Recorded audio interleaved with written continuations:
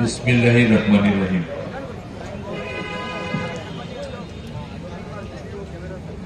সভাটা বেশ দেরি হয়ে গেছে, অনেকে বক্তব্য দিয়েছে, আর সভার পরে সাংস্কৃতিক অনুষ্ঠান আছে, যেখানে একটু গান বাজনা থাকে, সেখানে মানুষের উচ্ছ্বাস থাকে, মনের একটা আনন্দ থাকে। আবার ঢাকা থেকেও শিল্পী এসেছেন, কাজেই আকর্ষণটা আরো বেশি। তো নামাজের জন্য আমাদের বিরতিও ছিল। মাগরিবের নামাজটা এই কুলাউড়া থানা মসজিদে পড়েছি। আগে যখন নামাজ পড়েছিলাম, যখন কঠোর আন্দোলনের সময় একদিন, তার চেয়ে এখন মসজিদের পরিসরটা আমার কাছে ভালো লাগলো। ছোটর মধ্যে বেশ ছিমছাম। আমাদের সভাটা এশার নামাজের কারণে আমরা একটু বিচলিত হয়ে গেছিলাম, কি করা যায় কি করা যায়। যাই হোক, আমাদের অনেক মুসল্লিরা নামাজ পড়ে এসছে, দীর্ঘক্ষণ ধরে সভা চলছে, কাজেই কথাবার্তা মনে হয় কম বলাই ভালো, যেহেতু সাংস্কৃতিক অনুষ্ঠান আছে। আপনার সভাটি সভাপতিত্ব করছেন আপনাদের প্রিয় নেতা, এবং আমার খুব একটা আবেগের জায়গা। আপনাদের সভাপতির কাছে আমার একটা ব্যক্তিগত আবেগ আছে। নাম হচ্ছে মুক্তার আহমেদ। আমার পিতাকে কুলাউড়ার মানুষ কি নামে ডাকত বলেন? বলেন, জোরে বলেন। আমার পিতার নামের সাথে একটা অংশ আছে না? তো যতদিন ধরে আমি চিনি ওনাকে, আমি খুব আবেগ নিয়ে ওনার সাথে কথা বলি। ওনার অনেক রাগ, অভিমান, অনেক কিছু আমার সাথে বিজড়িত। কিন্তু আমার পিতা তো 2009 সালে ইন্তেকাল করেছেন। ওনাকে দেখলেই আমার পিতার কথাগুলো, অবস্থানগুলো স্মরণে চলে আসে। কিভাবে উনি কুলাউড়া কলেজ করেছেন, কিভাবে লংলা আধুনিক ডিগ্রি কলেজ করেছেন, আমাদের বাড়ির পাশের ইউসুফ গনি কলেজ করেছেন, সাগরনাল ফুলতলা শাহনিমাত্রা কলেজ করেছেন, কুলাউড়া কলেজ করেছেন। আপনাদের বাড়ির আশেপাশে অনেকগুলো শিক্ষা প্রতিষ্ঠান, কলেজ, মসজিদ, মাদ্রাসা, এগুলো করেছেন। এই যে এতগুলো করেছেন, কারা তার সাথে মুখ্য ভূমিকা পালন করেছে? কারা ইট গাঁথুনি দিয়েছে, বিল্ডিং বানিয়েছে? কারা? নির্মাণ শ্রমিকরা। তো যখন আপনাদের সভাপতি যে কোনো বিষয়ে আমার সাথে কথা বলতো, উনি হয়তো অতটা বুঝতে পারেন নাই, কিন্তু উনি সামনে আসলে আমার আরেক ধরনের আবেগ সৃষ্টি হয়ে যেত। আমি প্রকাশ করি নাই, আজকে আমি প্রকাশ না করে পারলাম না। আপনারা দীর্ঘ সময় ধরে কাজ করছেন, মুক্তার আহমেদ। আর আজকে এখানে উপস্থিত আছেন প্রধান বক্তা হিসাবে, যিনি বক্তব্য দিয়ে গেছেন, আমাদের প্রিয় নেতা, কুলাউড়া উপজেলা বিএনপির প্রিয় নেতা, প্রবীণ নেতা জনাব শওকতুল ইসলাম শকু ভাই। তিনি বিশেষ কারণে অসুস্থ অবস্থার মধ্যে আসছেন, বিশেষ কারণে চলে গেছেন। আর আরেকজন নেতা উপস্থিত আছেন, মৌলভীবাজারের আপনাদের সংগঠনের সাধারণ সম্পাদক। ওনার উপরে অনেক দায়িত্ব, অনেক কাজ ওনাকে করতে হবে। আমাদের বিএনপির রাজনীতির সাথেও যুক্ত। তিনি হচ্ছেন শেখ মতিউর রহমান, এবং এই সংগঠনের ক্রীড়া সম্পাদক এবং অন্যান্য সম্পাদক মন্ডলী, তারাও এখানে উপস্থিত আছেন। আর বিশেষ অতিথি হিসাবে উপস্থিত আছেন আমাদের যুবদলের অত্যন্ত প্রহরী, বেশ উদ্যোগ, স্মার্ট, দেখতে শুনতেও খুব সুন্দর, সুন্দর স্বাস্থ্য। গত বছর চেয়ারম্যান পদে দাঁড়িয়েছিলেন, তো আমরা তো আশা করেছিলাম কাদিপুরবাসী ইয়ে করবে, নির্বাচিত হয়েছিলেন, কিন্তু ইলেকশনের অবস্থা তো বোঝেনি, ইলেকশন কিভাবে দেশ থেকে দূর হয়ে গেছে। তো সেই আমাদের উৎসাহ, উদ্দীপনা, উদ্যোগ, চেতনার অগ্নিমশাল আমাদের বাবলু, আমি খুব ভালোবাসি, তার শ্বশুর বাড়িতেও আমি গিয়েছি, পরিবারের সদস্যদেরকেও চিনি, বেশ উদ্যোগী কর্মঠ মানুষ, আমাদের প্রিয় নেতা জনাব বাবলু। আর এই সংগঠনের কুলাউড়া উপজেলা শাখার সাধারণ সম্পাদক আক্তার আলী সেবু, মনে হয় না আক্তার, হ্যাঁ, এই পাশে বসা, চমৎকার স্বাস্থ্য, দেখেন, তাকিয়ে দেখেন যে একটা আপনি মানে হিমালয়ের সাথে যুদ্ধ করতে পারবেন, শক্তিশালী মানুষ। এবং অন্যান্য নেতৃবৃন্দরা, আমি অনেকের নাম জানি না, এই জন্য বলতে পারলাম না, অন্যান্য নেতৃবৃন্দ উপস্থিত, ইউনিয়ন থেকে মিছিল করে এসছে, আমি দেখেছি, খেয়াল করেছি।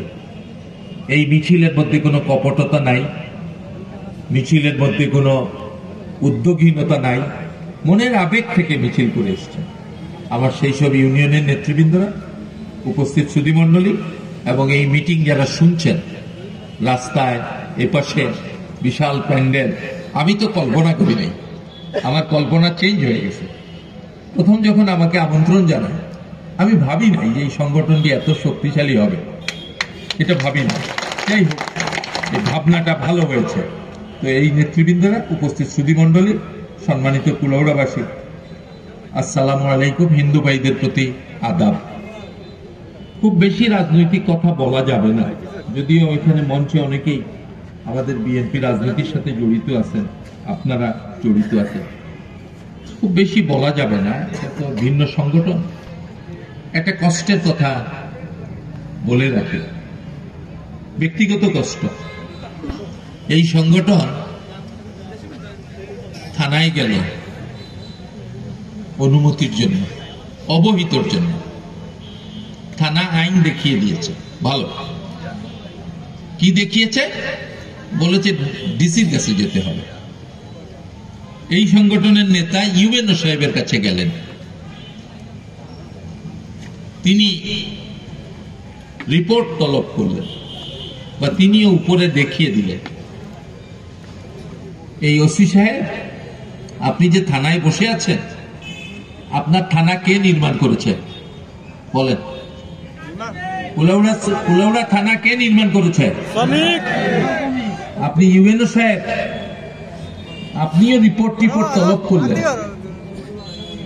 আপনার অট্টালিকা, আপনার ভবন, আপনার বাসস্থান, আপনার বাড়ি কে নির্মাণ করেছে বলেন? আর তাদেরকে আপনি আইন দেখিয়ে দিলেন। হ্যাঁ, আমরা বুঝি আপনি সব আইন দেখাবেন, উদ্যোগ নেবেন, আর একটু সহনশীল হওয়া যেত না? আর একটু, কার টাকায় পড়েছেন, এখন বড় অফিসার হয়ে গেছেন না, খুব বাহাদুর। আর আপনি ইঞ্জিনিয়ার সাহেব পৌরসভার, ভুলে গেছেন 5 তারিখে আপনার পৌরসভার ভবন কারা রক্ষা করেছিল? ভুলে গেলেন? একটি ডায়াস, এই ডায়াস দিতে আপনার বুকে কাঁপে। 5 তারিখে কোথায় ছিলেন যখন ছাত্র জনতা পৌরসভায় আগুন লাগিয়ে দিতে চেয়েছিল? কোথায় ছিলেন? আর 5 তারিখে আপনি ওসি সাহেব, আপনি কোথায় ছিলেন? আপনার ওসি সাহেব জীবন বাঁচানোর জন্য অ্যাম্বুলেন্সে করে পালিয়ে যায় নাই, জঙ্গলে আশ্রয় নেয় নাই, কোথায়? সহনশীল হন। এই মানুষগুলো ট্যাক্সের টাকাই তো সব চলে, কেন এত অবিচার? খুব পড়ে ফেলেছেন না? খুব বিদ্যা বুদ্ধি হয়ে গেছে। জনতার উত্তাল দেখেন নাই? একটি সরকারকে ছাত্র জনতা, শ্রমিক, স্বরাষ্ট্রমন্ত্রী আসাদুজ্জামান খান কামাল, তাকে একজন পুলিশ অফিসার বলতেছেন, ফেসবুকে এটা দেখবেন, প্রায় দেখবেন আসে, স্যার একটাকে মারি একটাকে গুলি করি, ওইটা মরে, পাশেরটা যায় না, আমরা কি করব? এই চেতনাই তো 5 তারিখে হইল।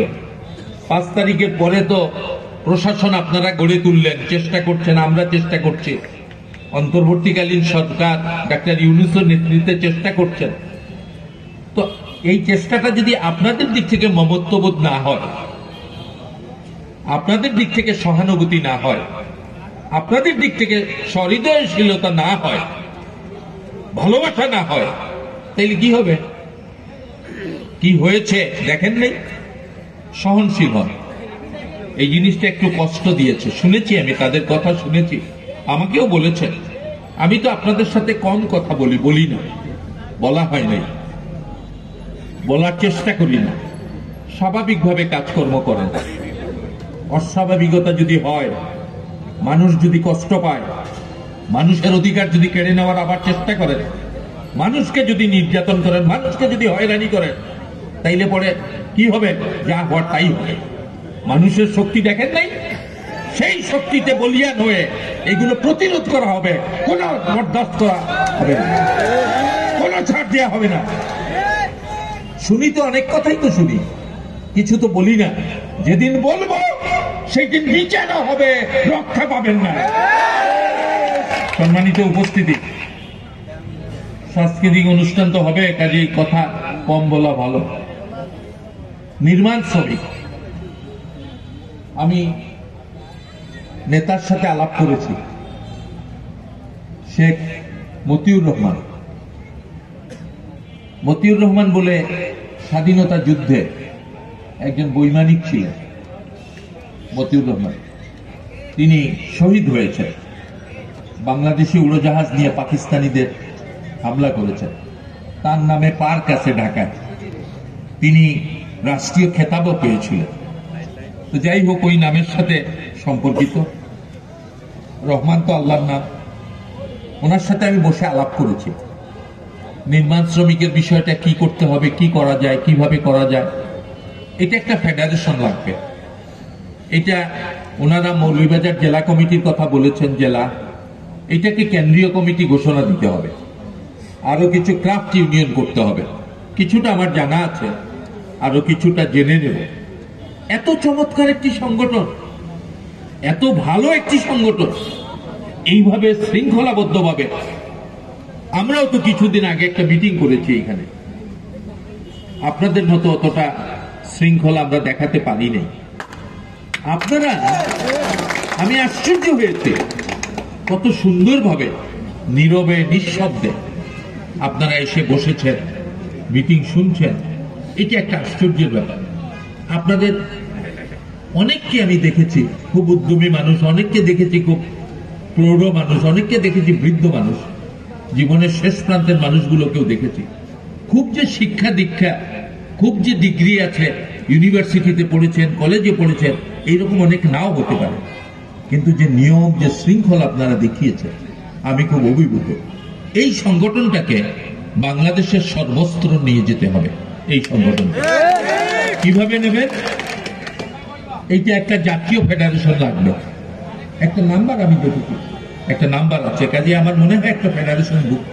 তো আমি ওনাকে বলেছি যে ভাই, কষ্ট তো করছেন, একদিন নেতৃস্থানীয় কয়েকজনকে নিয়ে বসে আমরা একটু আলাপ করব, কিভাবে মৌলভীবাজার থেকে গোটা বাংলাদেশের নির্মাণ শ্রমিকদের সংগঠিত করে তাদের অধিকারটা আদায় করা যায়।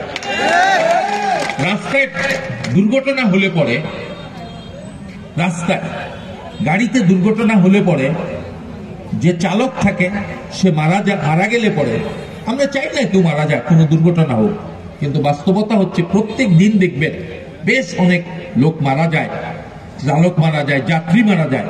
যাত্রী মারা গেলেও, চালক মারা গেলেও সরকার থেকে একটা ক্ষতিপূরণ পায়, জীবন বীমা কর্পোরেশন ক্ষতিপূরণ দেয়।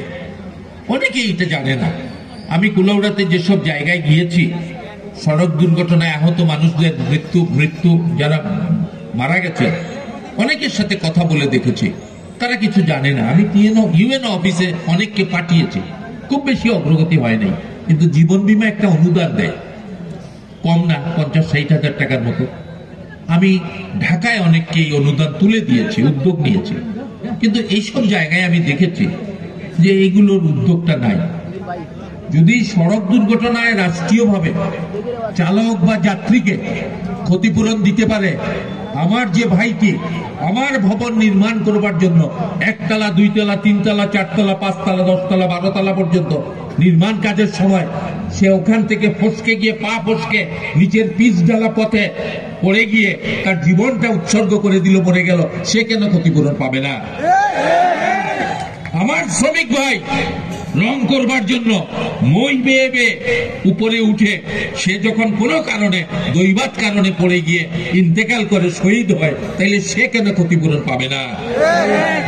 আমার শ্রমিক ভাইদের ক্ষতিপূরণ দিতে হবে। আমার কারণে আপনি রাত্রে নিদ্রা যান, আমার কারণে সুরম্য ভবনে আপনি বসবাস করেন, আমার কারণে আপনার অট্টালিকা নির্মাণ হয়। আপনি তো একবার বলেন না যে শ্রমিক নির্মাণ করেছে, তার অনুদান কি দিয়েছে? কাজেই রাষ্ট্রীয়ভাবে তাকে সম্মান দিতে হবে, তাকে মর্যাদা দিতে হবে, তার ক্ষতিপূরণ দিতে হবে। সরকারি কর্মচারী যদি পেনশন পায়, সরকারি কর্মচারী যদি ভাতা পায়, আমার শ্রমিক ভাই কেন পাবে না? কেন দিবে? উত্তর আপনাকে দিতে হবে। আপনারা বলেছেন আমার যদি কপালে কোনো সময় সুযোগ আসে তাইলে পরে সংসদে এটা বলা। শুধু সংসদে বললে হবে না, সংসদে যত আলোচনা হয় এগুলো কোনো বাস্তবায়িত হয় না, অনেকগুলো শুভঙ্করের ফাঁকি। সংসদ রাজনীতির জায়গা, রাজনৈতিক মারপেচের জায়গা। প্রশাসনিকভাবে অনেক কাজ হয়, অনেক উদ্যোগ নিতে হয় প্রশাসনিকভাবে। আমি জানি না খোদার হুকুম কি দাঁড়াবে, হুকুম ছাড়া তো কিছু হবে না। তারপরও যদি কখনো কোনো সুযোগ আসে, আমি ভবিষ্যতের কথাকে অতটা গুরুত্ব দিয়ে বলিও না, উপলব্ধিও করি না। তারপরও যদি কখনো সুযোগ আসে, ইনশাআল্লাহ, যে ভাইটি আমাকে আমার বাড়ি বানিয়ে দিয়েছেন, যে ভাইটি আমি শুধু দেখতে পাচ্ছি ওনাকে টাকা দিয়েছি, সবকিছু টাকায় হয় না, যে ভাইটি আমার অগ্রগতি, আমার চিন্তা চেতনার বিকাশ ঘটিয়েছেন, আমাকে শান্তিতে বসবাস করতে দিচ্ছেন, সেই নির্মাণ শ্রমিক ভাইদের জন্য যদি কখনো সুযোগ আসে, ইনশাআল্লাহ আবেদ রাজ আপনাদের পাশে থাকবে।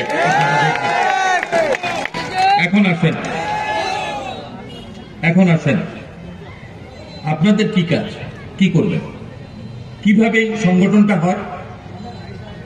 আপনি মজুরি পান 600-700, ধরেন 600-700। তারপরে যিনি সহযোগিতা করেন, আমরা আগে যোগালি বলতাম, এখন জানি না কি বলে। যোগালি মানে যোগ করা, যোগ দেয় যোগালি। নির্মাণ মানে আমি বসে বসে ভাবলাম, নির্মাণ, নির বাংলাটাকে যদি ভাগ করি, নির মানে বাসা, আর মান মানে সম্মান, নির্মাণ। তো নামের সাথেই তো আপনাদের মর্যাদা যুক্ত, কে কেড়ে নেবে? এই মর্যাদা প্রতিষ্ঠিত করবার জন্য আপনাদেরকে সংগঠিত হতে হবে। ডাক্তার ইউনূস, এই যে তত্ত্বাবধায়ক সরকারের প্রধান, তার একটা ঐতিহাসিক থিওরি আমি এখানে বসে বসে ভাবছিলাম যে থিওরিটা বলবো। 3-0, তিনটা শূন্য একটা থিওরি গোটা বিশ্বব্যাপী আলোচিত হচ্ছে। এখানে শ্রমের মর্যাদা, সামাজিক ব্যবসা, গ্রামীণ ব্যাংকের মতো করে ক্ষুদ্র ঋণ, এগুলো যুক্ত আছে। এই 3-0 উপরে ডক্টর ইউনূসকে এই নোবেল পুরস্কার আবার পেতে পারেন, পত্রপত্রিকা এগুলো লিখতেছে, পেতে পারেন বলে ধারণা। আপনাদের ক্ষেত্রেও আপনারা একটা কাজ করতে পারেন। আমি বসে বসে ভাবলাম, কি কাজ? ঠিক আছে, আপনাদের জীবন জীবিকা, সন্তানকে স্কুল কলেজে পাঠাতে পারছেন না, অসুস্থ মানুষের চিকিৎসা করাতে পারছেন না, এখানে চিকিৎসার কথা আছে, হাসপাতাল আপনাদেরকে চিকিৎসার ব্যবস্থা করে দেয় না, তো অনেকে দানব হয়ে গেছে, রক্তপিপাসু হয়ে গেছে, মানুষের মধ্যে মনুষ্যত্ববোধ নাই। তো আপনাদের একটা কাজ, আপনারা আপনাদের ফেডারেশনের নেতৃবৃন্দকে আমি বলেছি, আমি একটু আলাপ করব, সমবায় কনসেপ্টটাকে আপনাদের এই রুজি সংগঠন এগুলোর সাথে যুক্ত করে কিছু একটা করা যায় কিনা।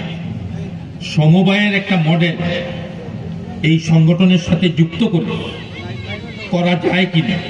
যদি করা যায়, বাংলাদেশে এটা একটা বিরাট ইতিহাস হবে।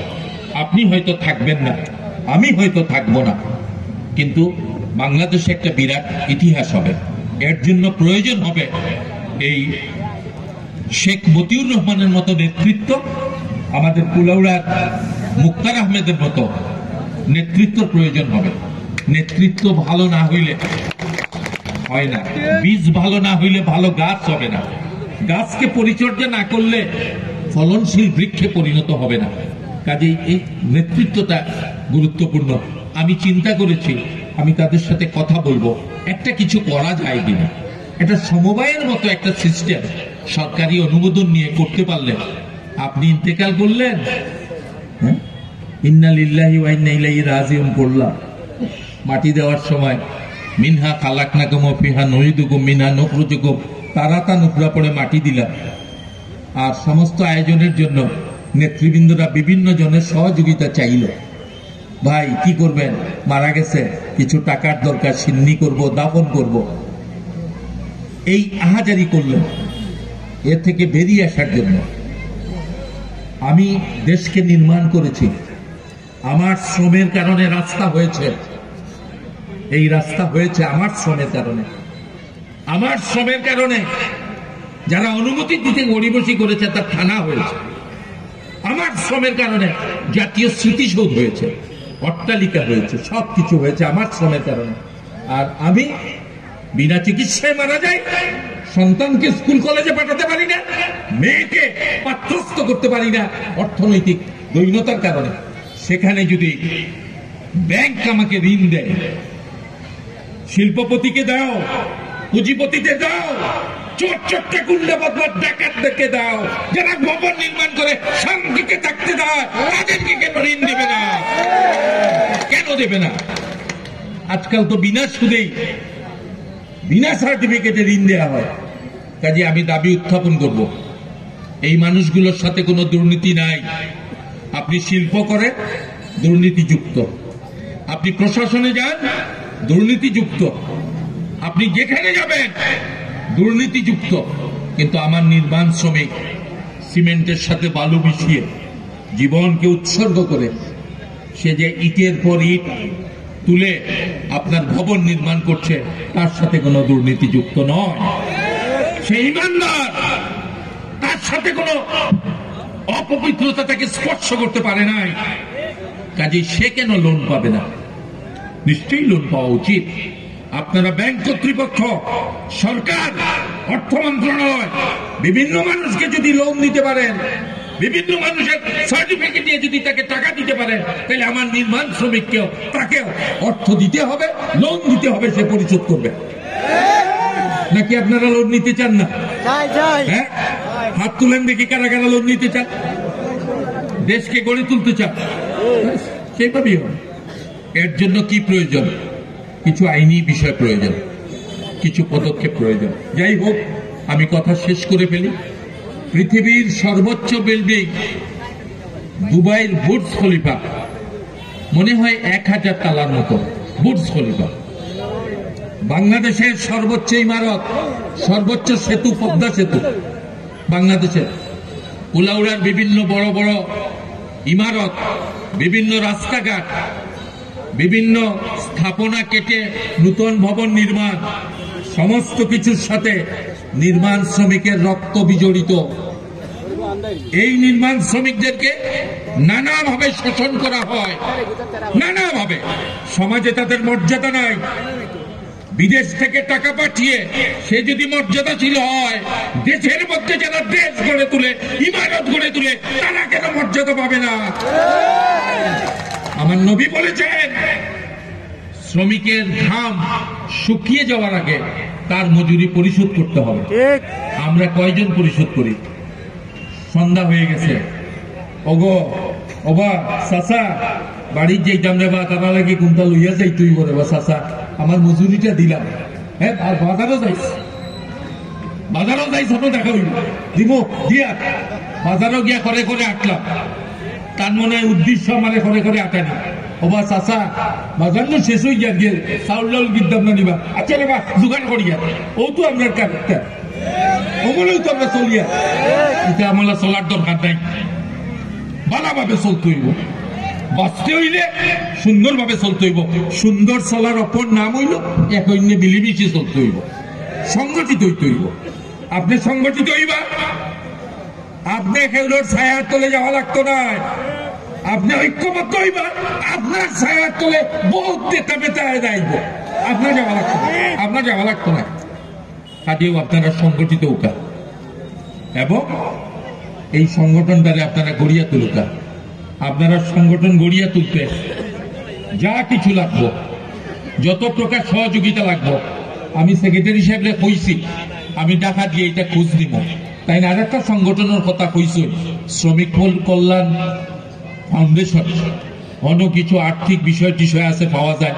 আমি কইছি এটাও খোঁজ নিব এটাও খোঁজ নিব কাজে এই সংগঠনটারে গড়িয়া তুলবার লাগে যা যা করা দরকার শ্রম অধিদপ্তর এটা চুলোর কারখানা আমার জানা আছে এটা শ্রম আদালত হিগুও চুলোর কারখানা সব চুর ডাকাইতে হবে তো এটা এইসব জায়গা কিভাবে আপনারা সংগঠনটারে রেজিস্টার্ড করা যায় আর মৌলভীবাজার তো নেই এগুলো কেন্দ্রীয় কমিটি পরিচালিত হইলে মৌলভীবাজার বাসিয়ে দিনাজপুরও নেতৃত্ব দিব সবচেয়ে প্রান্ত সীমা শীত বেশি পঞ্চগড় মৌলভীবাজার তো পঞ্চগড়ও নেতৃত্ব দিব রূপসার দিব পাতাডিয়ার দিব সুন্দরবন দিব সুনামগঞ্জ দিব সব জায়গা এই মৌলভীবাজারের নেতৃত্ব প্রতিষ্ঠিত হইব মৌলভীবাজারের নেতৃত্ব প্রতিষ্ঠিত হইলে মৌলভীবাজারের রাজনীতি নিয়ে যারা কাম করেন সাইফুর রহমান সাহেব কাম করে গেছেন আইন শ্রদ্ধাশীল হইবা আরো যারা আমরা কাম করিয়া সবাই আমরা শ্রদ্ধাশীল হইব আজও আপনারাও সেইভাবে প্রস্তুত হোকা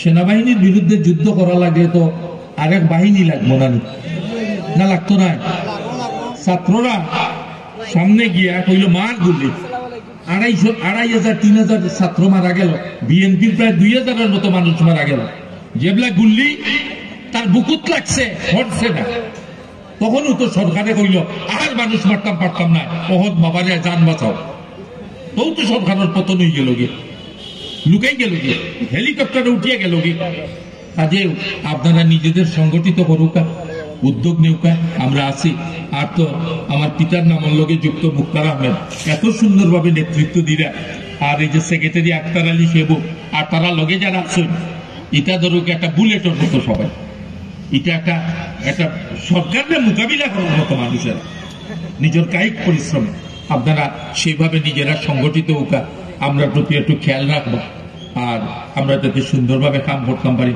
আওয়ামী শাসনের পরিবর্তে আমি যদি এখন তারার মতো অত্যাচার শুরু করে দিলাম আমি যদি এখন তারার মতো যা তা ভাবে মামলা দিয়া মানুষের হয়রানি শুরু করে দিলাম আমি যদি মানুষের প্রতি অবিচার শুরু করে দিলাম মানুষের প্রতি নানা তুচ্ছতা ছিল ব্যবহার করা শুরু করে দিলাম তাইলে আওয়ামী লীগের লগে বিএনপির পার্থক্য গীতে হইব কিচ্ছু হইত না কাজেও আমারও ঠিকঠাক মতো চলা লাগবো ন্যায় বিচার করতে হইলে ন্যায় সঙ্গত মানুষ হইতে হইব অন্যায়ের বিরুদ্ধে প্রতিরোধ গড়িয়া তুলতে হইব আমরা যাতে সেই প্রতিরোধটা গড়িয়া তুলতাম পারি আর আপনারা যাতে সুন্দরভাবে আগুইতে পারেন আপনারা পরিবার পরিজন বাচ্চা কাচ্চা নিজেরা অনেক কষ্ট করেন সকাল থেকে সন্ধ্যা পর্যন্ত সামাজিকভাবে নিগৃহীত হইন সামাজিকভাবে অমর্যাদাশীল হইন নানা জ্বালা যন্ত্রণা কটূক্তি কোনো জায়গায় বিচার পাইন না যেন যাই কোনো বিচার নাই এইরকম পরিবেশ বসবাস করলা আপনারা সংগঠিত হোকা ইনশাল্লাহ ইনশাল্লাহ রাজনীতিবিদ সরকার সবাই আপনি কেউর ছায়া তলে যাওয়া লাগতো না আপনি কেউর ছাত্রী মেলা লাগতো না তাই নিয়েও আপনারে ছাত্রী মেলিয়া আপনারা ছায়া দিবা সেইভাবে নিজেরা প্রতিষ্ঠিত হোকা ও আশাবাদ ব্যক্ত করিয়া আপনার মধ্যে যারা ইন্তেকাল করছেন তারা মাগফিরাত কামনা করি আমরা কুলাউড়ার মধ্যে যারা ইন্তেকাল করছেন মাগফিরাত কামনা করিয়া আপনারা সবাই সুখ স্বাচ্ছন্দ্য সুন্দর জীবন যাতে আপনারা আগুইতে পারেন যাতে আপনারা কায়িক শ্রম দিয়া নিজের জীবনটাকে বিনির্মাণ করতে পারেন এই প্রত্যাশা ব্যক্ত করিয়া সবাই অভিনন্দন জানাইয়া আমার বক্তব্য শেষ করিয়া আপনারা লোকে তো আসিও ওয়াদাবদ্ধ হয়ে গেলাম সুন্দরভাবে আপনারা কাম করুক আপনারা ধন্যবাদ দিয়ে আমার বক্তব্য শেষ করিয়া আসসালামু আলাইকুম বাংলাদেশ জিন্দাবাদ নির্মাণ শ্রমিক ইউনিয়ন জিন্দাবাদ। আমার লগে একটা স্লোগান দেবা, বাংলাদেশ বাংলাদেশ বাংলাদেশ নির্মাণ শ্রমিক ইউনিয়ন, নির্মাণ শ্রমিক ইউনিয়ন, নির্মাণ শ্রমিক ইউনিয়ন। নির্মাণ শ্রমিক ইউনিয়ন। ধন্যবাদ, ধন্যবাদ। আসসালামু আলাইকুম।